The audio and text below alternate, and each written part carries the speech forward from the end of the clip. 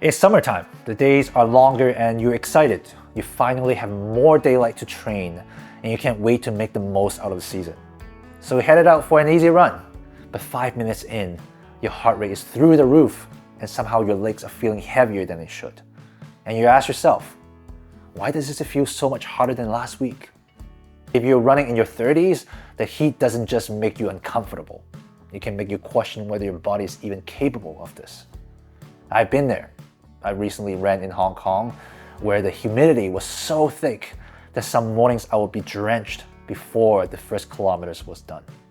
And I spent a lot of those early runs thinking there was something wrong with me. There wasn't. I just didn't understand what heat actually does to a runner's body, especially to a body that isn't 22 anymore. So here's the simplest way I've come to understand it. I think of it as a formula. Every run you did has 3 things going on: distance, pace, and what I call a weather factor. And you multiply all 3 of these things together, you get the total effort of your body has to put in. When the weather is mild, the weather factor is just 1. It doesn't add anything extra.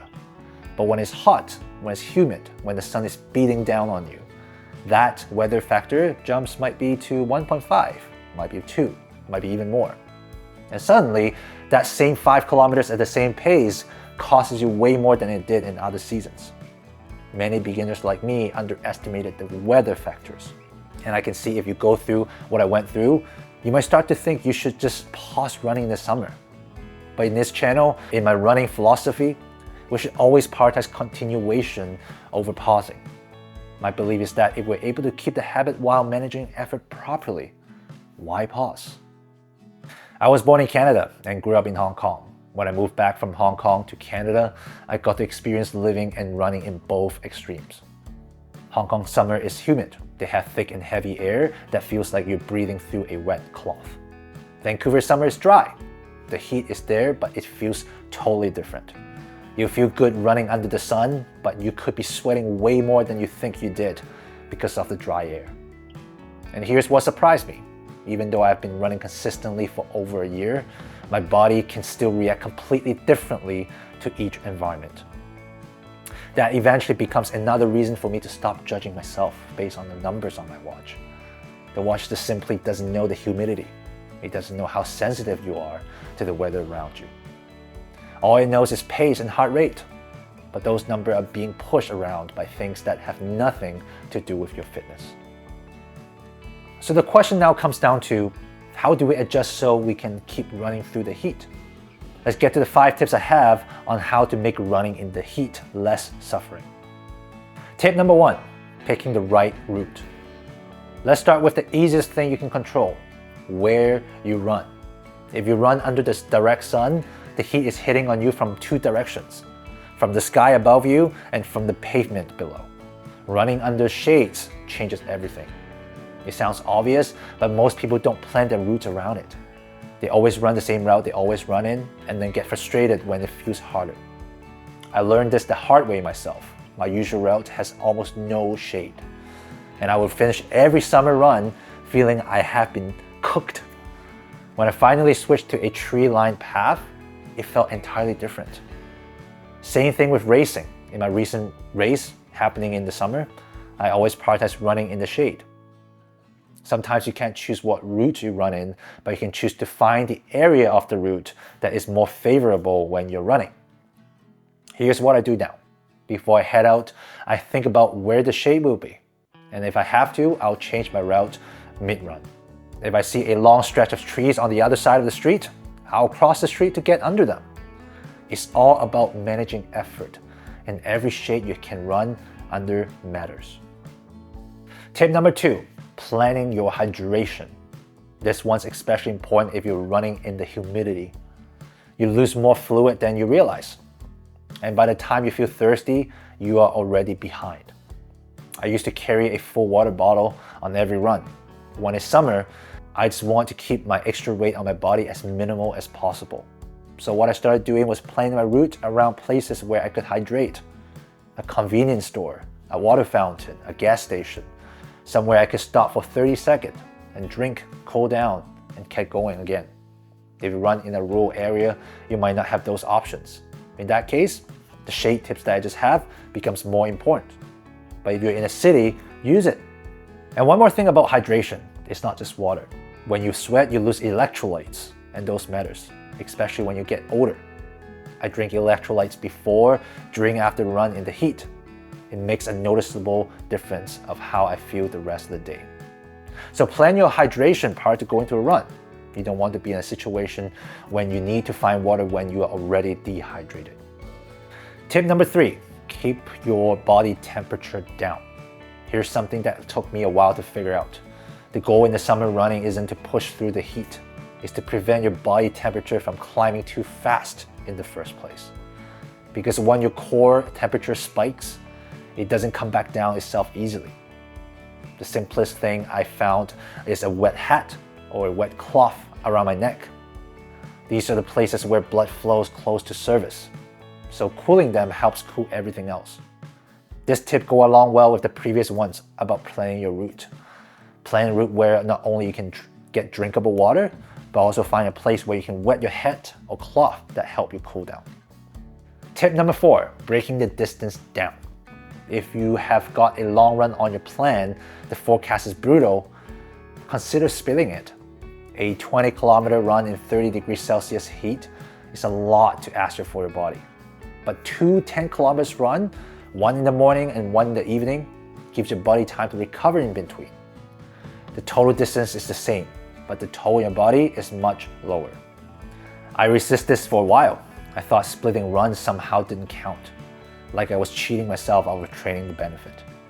But here's the thing, a run you finish at ease is better than a run that destroys you.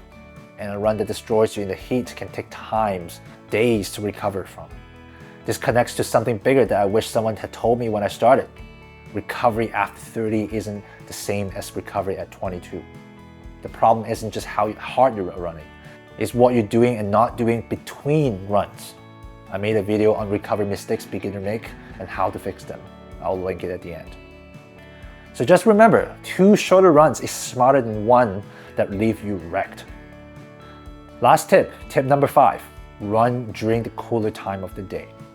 For me, I like running in the morning, much better than in the evening. Here's why. Overnight, the environment has a good 10 to 12 hours without the sun beating down on it. The pavement would have cooled down, the air would have been settled.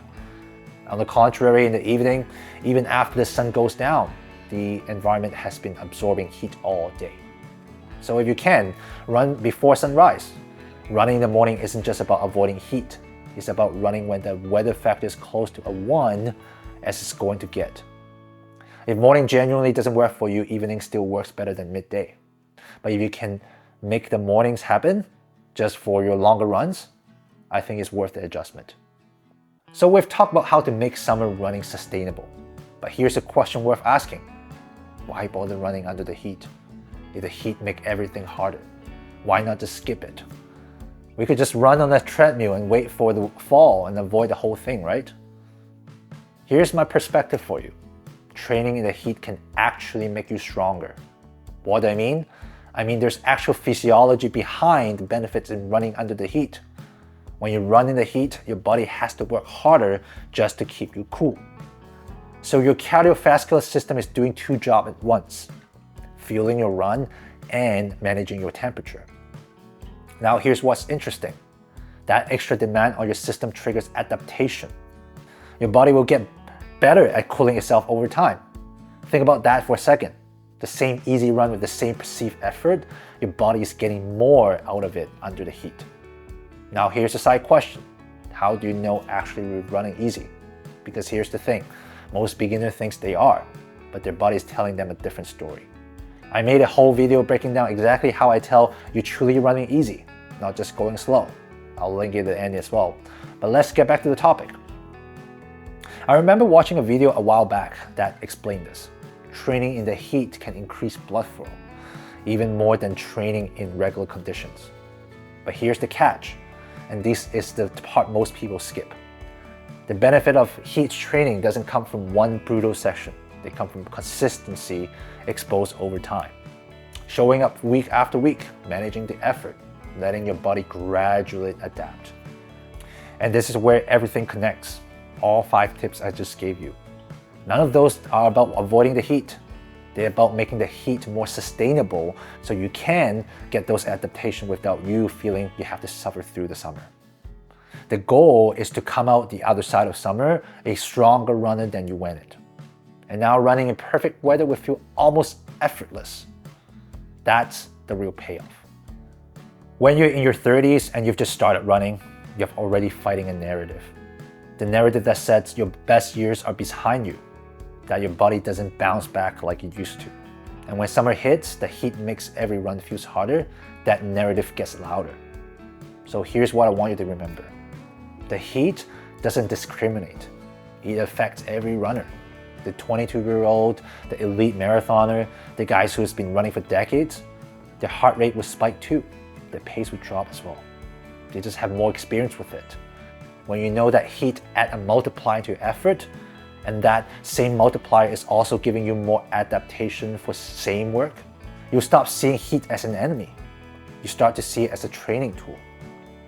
Here's the last thing I want to say about this. Running in the heat teaches you something that running in perfect weather never will. It teaches you to listen to your body instead of your watch. It teaches you that effort isn't just about pace. The goal is to become someone who understands their body well enough to know when to push and when to adjust. So if you're heading out for a run and it's hot and humid and everything feels hotter than it should, don't panic. Don't let your watch give you any reason to feel you got worse in running. If you had a summer run that made you question everything, drop a comment. I want to hear about it. My name is Felix, just figuring things out one run at a time. Now, if you want to go deeper on any of these, I got 3 videos that connect directly to what we just talked about. One on how to know if you're actually running an easy pace. One on why breathing might be the real reason why your heart rate spikes and the framework to fix it. And one on why recovery after 30 works differently and what to do about it. I'll see you on the next one.